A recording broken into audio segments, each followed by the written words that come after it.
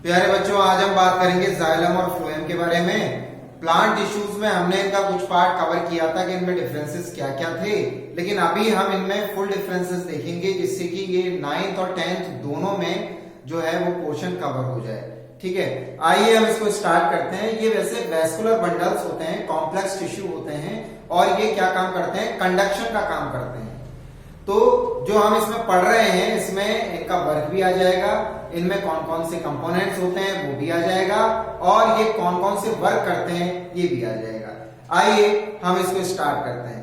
Xylem जो है, xylem Greek word जाइलॉन से बना है जिसे कि हम वुड के नाम से जानते हैं। ये ग्रीक लैंग्वेज है जिसमें जाइलॉन को वुड कहा जाता है, जबकि फ्लोएम जो है फ्लोएसिस से बना हुआ है, जो इनर बार्क। बार्क मतलब होता है छाल।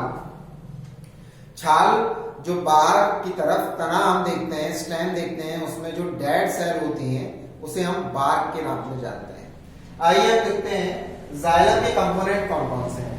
तो जाइलम में ट्रैकेट्स, वेसल्स और जाइलम फाइबर्स, ये तीन जो हैं, ट्रैकेट्स, वेसल और जाइलम फाइबर, ये तीन जो है वो डेड टिश्यूज हैं, ये ध्यान रखिएगा। और जाइलम पैरेन्काइमा जो है, जाइलम पैरेन्काइमा जो है वो लिविंग टिश्यू है।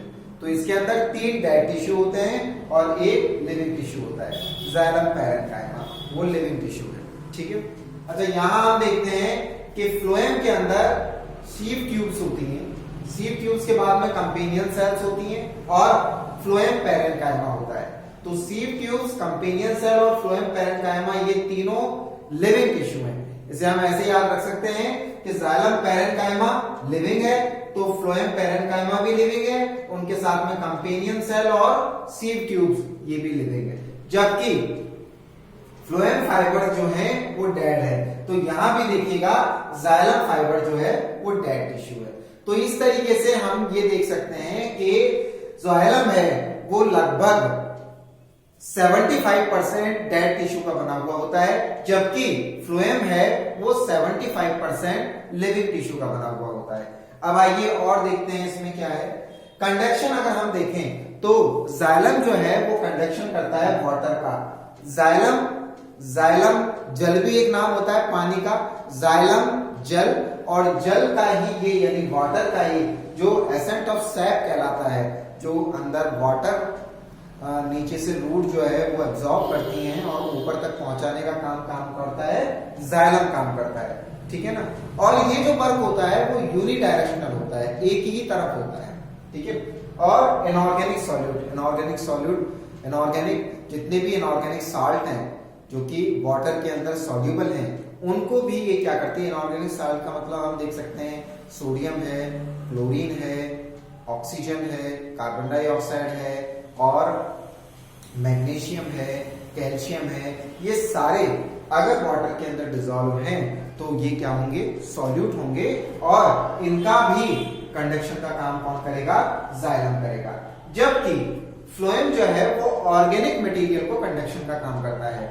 ऑर्गेनिक मटेरियल के अंदर हमारा जो भी फूड, जो कंडक्टिव एलिमेंट होते हैं, मतलब जो वाटर का या इनऑर्गेनिक सॉल्यूट का ट्रांसपोर्टेशन जो करते हैं वो कौन करते हैं, वो ट्रैकेट्स और वेसल्स करते हैं। ट्रैकेट और वेसल्स के थ्रू ही वाटर जो है वो अपवर्ड डायरेक्शन में ऊपर की तरफ आता है। ठीक है, ओके।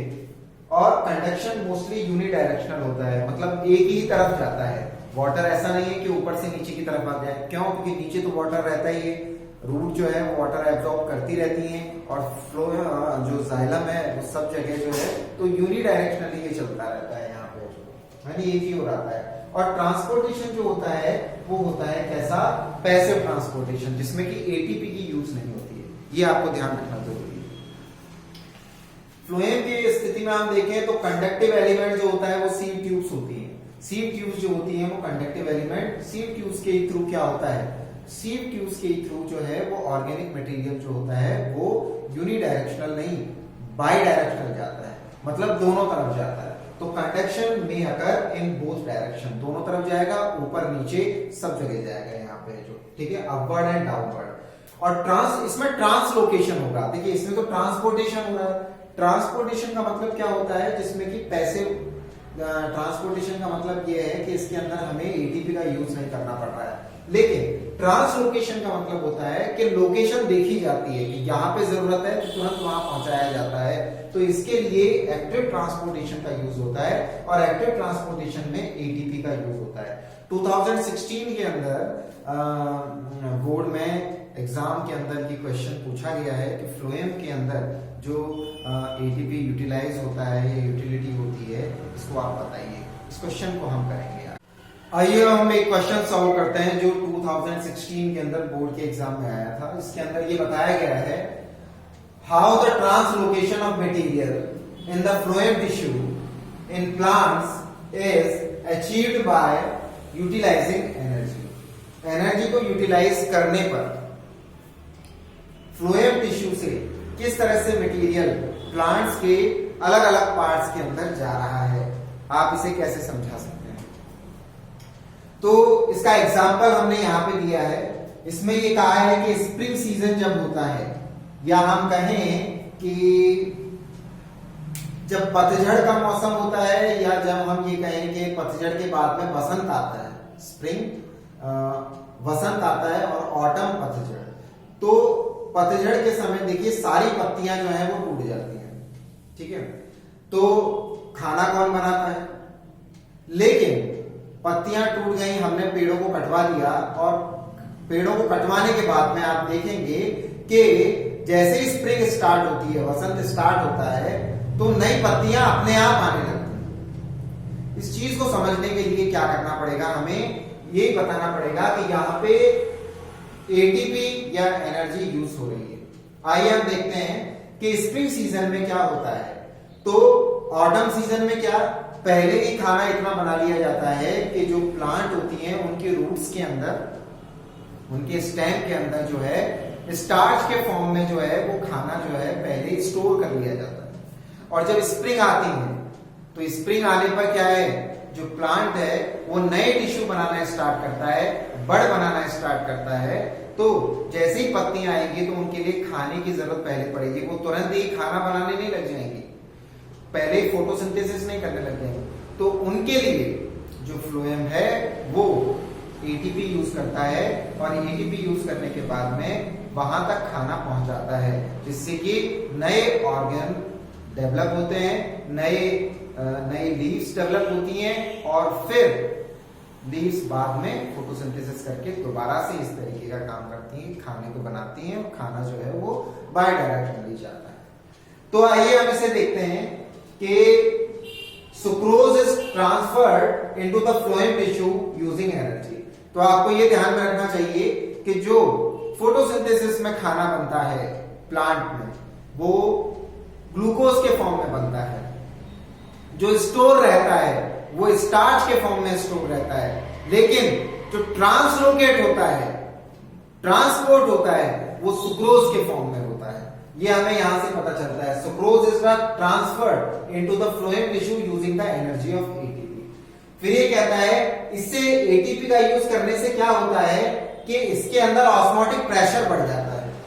ऑस्मोसिस हमने पढ़ा था, वही ऑस्मोसिस आपको यहां लगाना है। तो ऑस्मोटिक प्रेशर अगर बढ़ जाएगा तो क्या होगा, this pressure moves the material from the phloem to required tissue. ये जो ऑस्मोटिक प्रेशर यहां बढ़ गया, कहां पे बढ़ गया, फ्लोएम के अंदर बढ़ गया। तो जिसके अंदर ऑस्मोटिक प्रेशर कम हुआ है, उस टिश्यू के अंदर फ्लोएम क्या करेगा, खाने को पहुंचाएगा। बात समझ में आई आपको? विच हैव लेस प्रेशर, जिसका की प्रेशर कम है उसमें। It allows the phloem to move material according to the plants need. इस तरीके से प्लांट की नीड जैसे जैसे होती है, प्लांट के जो डिफरेंट टिश्यूज हैं, उनको जिन फूड की जरूरत होती है, तो वहां ऑस्मोटिक प्रेशर कम हो जाता है और इसके पास ऑस्मोटिक प्रेशर बढ़ जाता है। तो ये एटीपी यूज करता है और उस एटीपी के कारण इसको एनर्जी मिलती है और ये डिफरेंट पार्ट्स तक, जहां पे भी खाने की जरूरत है, वहां तक ये अपना भोजन पहुंचाता है।